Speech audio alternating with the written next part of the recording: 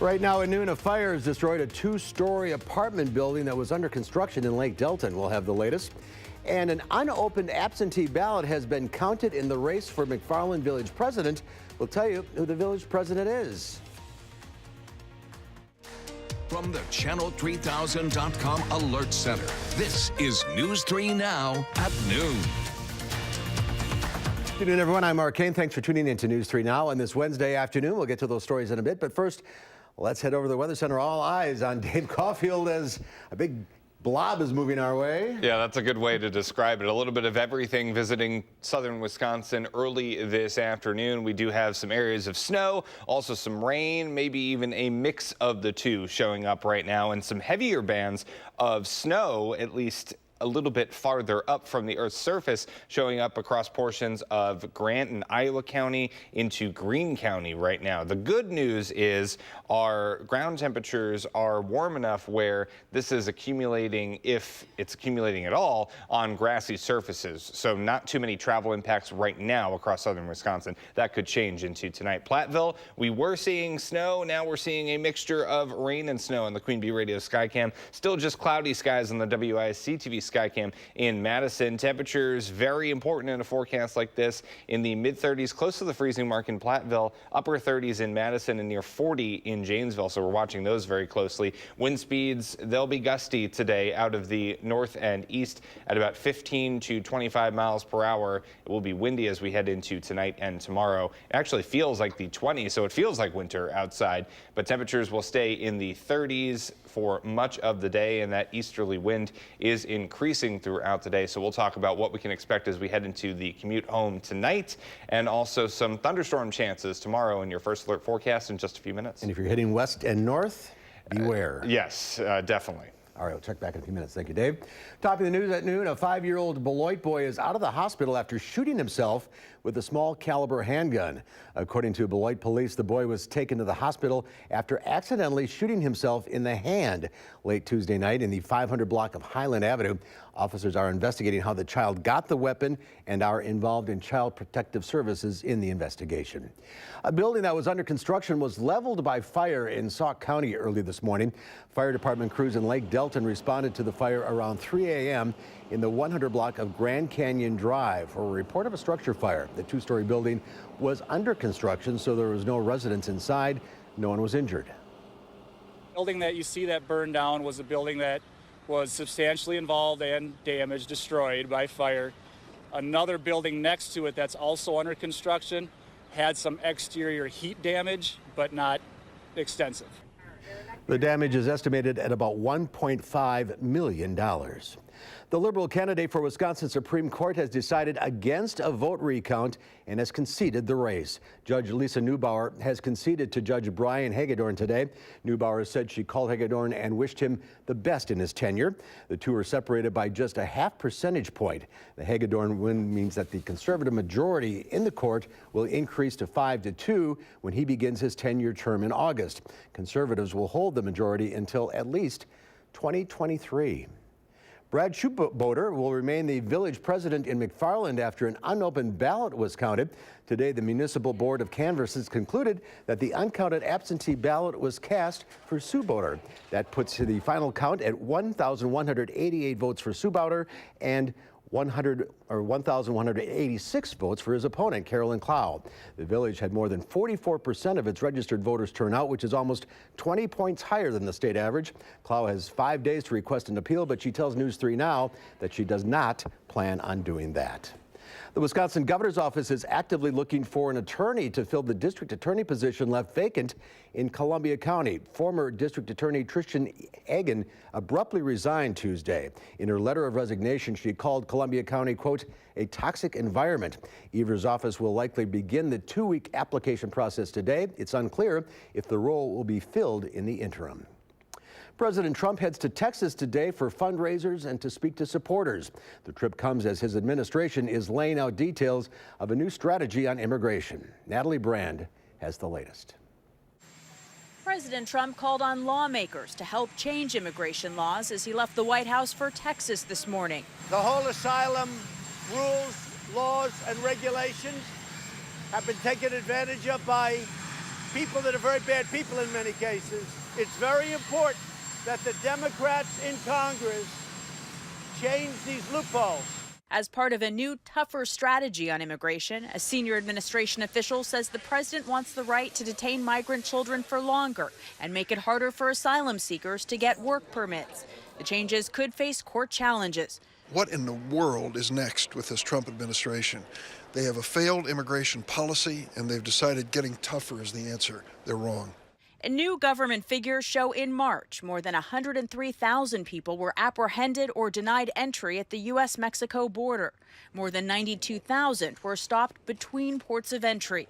White House advisor Stephen Miller has emerged as the administration's point person on immigration matters. The president praised him this morning, but also made clear who is in charge of immigration policy. There's only one person that's running it. You know who that is? It's me.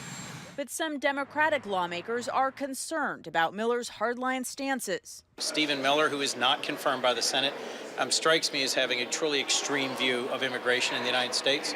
And my concern is that we will soon be back to a family separation policy.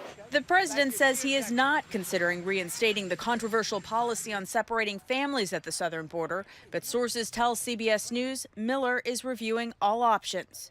Natalie Brand, CBS News, the White House. And today is DHS Secretary Kirstjen Nielsen's last day. Customs Border Patrol Commissioner Kevin McAllen will be sworn in as acting secretary. Well, snow this late in the season has city crews dusting off their trucks and getting salt ready. Snowplow and salt truck drivers have been busy starting trucks up and checking the units over as they've had a nice break over the last few weeks. One of the things working in the city of Madison's favor will be the warmth and sunshine we've had so far this month. That means the ground has warmed up, so any snow that does fall could melt on contact. Brian Johnson with the Madison Streets Division says they'll be ready to clear it if needed. We stay up to date on the weather. We don't really pack all of the plows away until about May 1st, give or take. And even then, a May snowstorm even isn't really that unheard of. So we have to stay ready just in case something comes up where we can get the plows popped on the trucks if we need to and take care of the problems when they come. And Johnson says the city's salt and sand supply is still strong. Well, there's more to come on News 3 Now at noon. Up next, we'll see what Howard's working on in the Mr. Food Test Kitchen.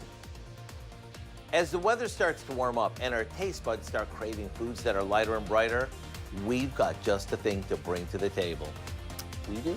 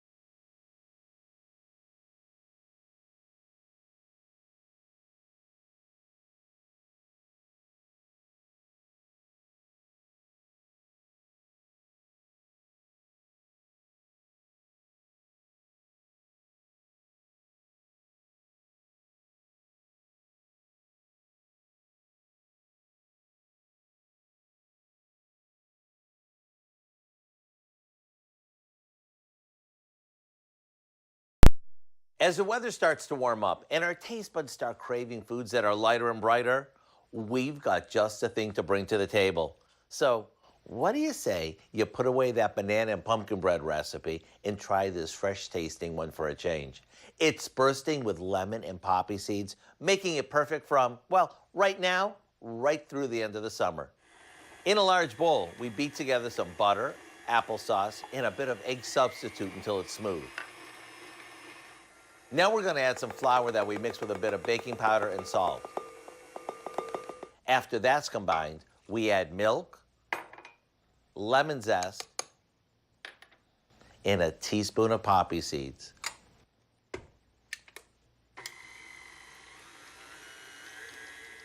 Once the batter is smooth, we spoon it into a loaf pan and place it in the oven for about 45 minutes or until it passes the toothpick test.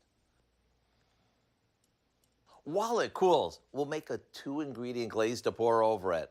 And whether you're looking for something to serve after dinner or you need something special to add to your Easter dessert buffet, this loaf is a real pleaser. To get the recipe for our lemon poppy seed bread, just visit our website. I'm Howard in the Mr. Food Test Kitchen with Kelly, where today we found a lighter and brighter way for you to say, ooh, it's so good. All right, Howard, thank you. There's more to come on News 3 Now at noon. Up next, just when you thought spring was here, Mother Nature says, not so fast. Meteorologist Dave Caulfield is tracking some wintry weather. That's coming up after a short break.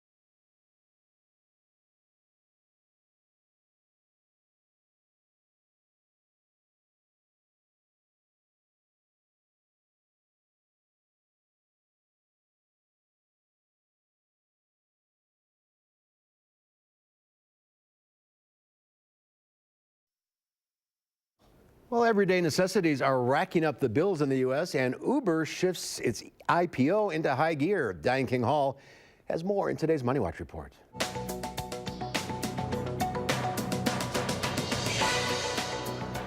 The cost of living in the U.S. rose in March. According to the Labor Department, consumer prices climbed 0.4%. That is the biggest increase in more than a year. Prices rose because of higher fuel, electric, and shelter costs. Uber is revving the engine for its public offering. According to multiple reports, investors could get their first peek at hundreds of pages of documents about the company as soon as tomorrow. It is reportedly seeking to raise about $10 billion via its offering, which would make it the biggest IPO this year and among the 10 biggest of all time. Earnings season has begun, and Delta Airlines is out with its quarterly report card. The air carrier says profits soared 30% to $730 million during the first quarter. The company logged record revenue, generating nearly $10.5 billion, and it's betting on an even stronger second quarter. U.S. News & World Report is out with its annual list of the best places to live in the U.S. Austin, Texas came in at number 1 on the list. It was followed by Denver and Colorado Springs. The ranking is based on the strength of the local job market, quality of life, and how desirable it is to live there. And that's your CBS Money Watch report. For more, head to cbsmoneywatch.com. At the New York Stock Exchange, I'm Diane King Hall. Thank you, Diane. Looking at the Wall Street at the noon hour, the Dow Industrials down 10.5 points. The NASDAQ, however, up 36, and the S&P 500 is in the plus category as well. Farm Director Pam Yankee is out of the radio barn today, so here are your farm numbers.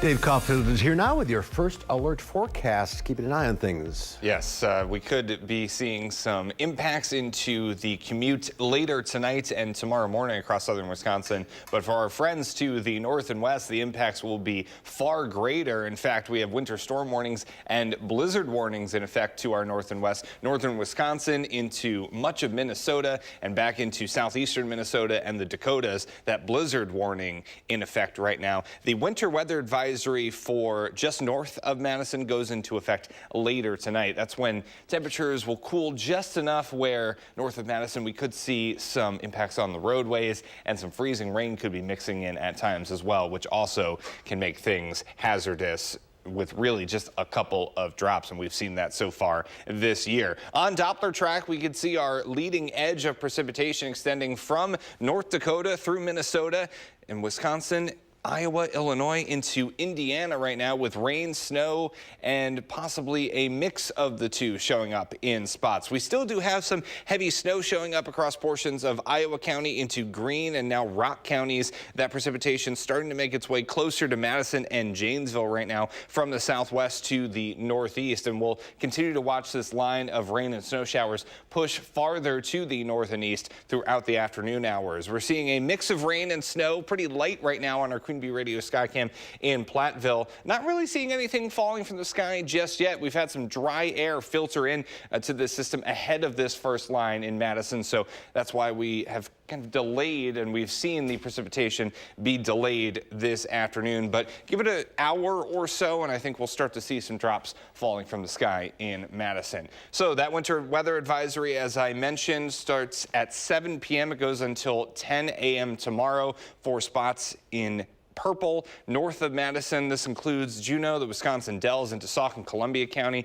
Richland County as well. Temperatures right now very important in a forecast like this, still in the upper 30s, which is good news for impacts this afternoon. If that snow does start to fall where you are, temperatures may cool just a little bit, but ground temperatures are warm enough where I don't think we really need to worry about too much accumulation on the roadways, at least this afternoon into the early evening hours. Now, the wind will be a factor as we head into later tonight and tomorrow. Very gusty out of the north and east at about 25 miles per hour at times. Wind chills, it actually feels like winter outside in the 20s. So alert days in the forecast for today and tomorrow. Mix of rain and snow today. Tomorrow we start off with a mix. It will be windy and then some thunderstorms, and some of those storms could be on the strong side as we head into tomorrow. Quick look at future track. A little bit of everything showing up later this afternoon across southern Wisconsin. Then some snow showers possible into the evening hours, and we'll continue to see that rain and snow mix as we head into later on tonight. Now, starting off tomorrow morning, some freezing rain is possible, especially north of Madison. That's really the reason for that winter weather advisory. So if you are traveling north tomorrow morning, give yourself some extra time because some of those roads may be a little bit icy and dicey. As we get into tomorrow, we can see those thunderstorms coming through. Multiple rounds of thunderstorms are possible tomorrow, and some could be a little bit on the strong side, so we're watching that as well. And again, snow accumulations really not a major factor here because of the warm ground temperatures, but especially north of Madison, about 1 to 3 inches of snow possible. We could be looking at about a ½ inch to an inch of rain, and then the wind comes into play. Gusts of about 40 miles per hour now out of the question at times on Thursday. So after all of that, as we take a look at the 10-day forecast, we start to calm down on Friday. Then by Saturday and Sunday, we're a little bit calmer as well, with temperatures near 50 and sunshine on Saturday. Plenty more chances for some April showers, but April rain showers as we head into next week. All right, we'll get through the next couple of days. All right, Dave, thank you. There's more to come on News 3 Now at noon. Up next, Marissa DeGroot from the Dane County Humane Society is here with our pet of the week. We'll meet Sky, a young adult kitty. That's when we come back.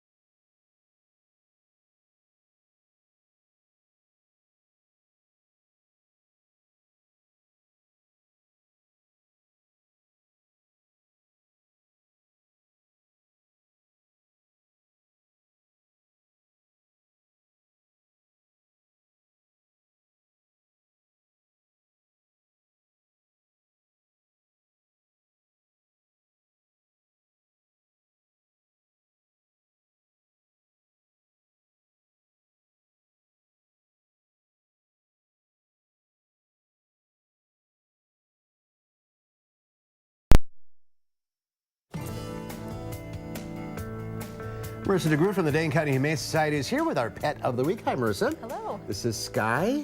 Beautiful Sky. Tell us about her. Yep, her. And she is a young adult kitty, which means that she's somewhere in between that 6 months to a year. So while I think she's going to stay kind of a petite gal, she does have a little bit more growing to do. She has like owl eyes. I know. She has absolutely stunning eyes and a wonderful coat, and she has the personality to match it too. She is one laid-back gal. She was sort of surrendered. Yep. So she was surrendered to Dane County Humane Society after her owner left and wasn't able to take care of her anymore. And so we do know that she did live with other cats. So if you're looking to add another kitty to your house, as long as you're doing a nice little introduction for Sky, I think she'll do well, because she can be a little nervous at first, but give her some time to warm up. I think she's going to do great in a lot of different households. But you don't have to take the other cats. She's not bonded, is what I'm trying to say. No, she's not bonded. She can go home by herself, but we do know she gets along with other kitties. Well, that's good. You are she's so calm. Yep, she is a laid-back girl, and I think she is going to be kind of that perfect mix of a little bit spunky once she gets used to your house, but also want to snuggle up with you. And as you say, she'll grow maybe a little bit more, but not a whole lot. Yeah, I think she's always going to stay kind of petite. All right, you have some appreciation for all of your volunteers. So this week is National Volunteer Appreciation Week, and we want to give a shout out to our over 900 active volunteers that do everything at the shelter, from administrative work to helping our wildlife that are coming in injured and orphaned to taking care of our homeless animals. 900. That's a lot to be appreciative for. It really is. And if you want to learn a little bit more and become a volunteer, you can always learn everything at giveshelter.org. All right, last week we had a pup. Yep, we have Roxy, and she is still available. The sweet girl is looking for a great home. She's a little skittish, but... Yep, a little bit nervous, but I think she just needs to find just that right home to settle into. She's got a great face. All right, and we'll get Sky a home too as well. Marissa, thank you. Thank you. Go to the website, giveshelter.org, if you want information on Sky or any of the critters available. 838-0413 is the phone number. And Dave has one final check of your weather. Well, Mark, we'll continue to see some rain and snow showers as we head into later on this afternoon, and on Doppler track, that is what we're experiencing right now. And some of that snow is showing up a little bit heavy, but ground temperatures are really preventing it from accumulating all that much. Still could be some travel impacts later on today with temperatures in the upper 30s for highs. All right, keep an eye on things. We'll see you back here at 4. In the meantime, have a great afternoon. Thanks for watching.